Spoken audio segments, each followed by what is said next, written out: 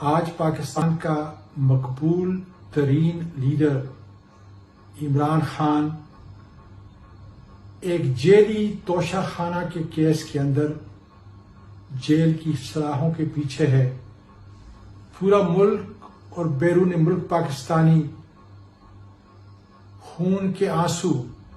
بہا رہے ہیں اور اپنے اس ملک کے عدل کے نظام کو دیکھ رہے ہیں، اس لیے کہ اگر ہم ہمایون دلاور جج جس نے اس مقدمے میں ایک جج کی حیثیت سے اپنا رول ادا کیا اور اس کو عدل و انصاف کے اصولوں کے مطابق دیکھیں تو یہ ایک عدالتی تماشا تھا۔ 9 مئی کے بعد اس جج نے عمران خان کو جیل کے اندر جب وہ پہلی مرتبہ گرفتار ہوئے تو فردی جرم عائد کیا، تمام بنیادی حقوق اور اصولوں کو تباہ کیا۔ لیکن خواتین و حضرات،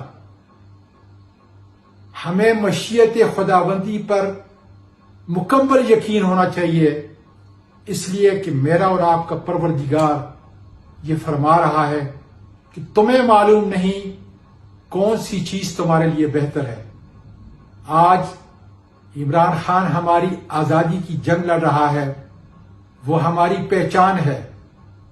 ملک پاکستان کی عزت ہے۔ جبر اور ظلم کے نظام کے سامنے وہ جس طرح مقابلہ کر رہا ہے، میں کہتا ہوں کہ تاریخ اس کو ایک عظیم انسان کی حیثیت سے اور ایک عظیم لیڈر کی حیثیت سے یاد کرے گی۔ عمران خان کا ساتھ دینا ہمارے ایمان کا حصہ ہے، اس لیے کہ وہ ہمارے اور ہماری اولاد کی جنگ لڑ رہا ہے۔ یاد رکھیں، جب تک اس ملک کے اندر قانون کی حکمرانی نہیں ہوگی اور وہ چند لوگ جو اپنے آپ کو قانون اور آئین سے بالا تر سمجھتے ہیں ان کو قانون کے تابع نہیں رکھا جائے گا، اس وقت تک یہ ملک ترقی نہیں کر سکتا۔ میں پاکستان میں تمام پی ٹی آئی کے ورکرز اور پی ٹی آئی کی ان قیادت کو جو اس وقت جیلوں میں ہیں عقیدت کا سلام پیش کرتا ہوں اور یقین دلاتا ہوں کہ ان کی یہ قربانی ملک پاکستان کے لیے، آنے والی نسلوں کے لیے ایک یادگار تاریخ کی حیثیت سے ہمیشہ پاکستان اور پاکستان کی سالمیت کے لیے یاد کی جائے گی۔ پاکستان پائندہ باد۔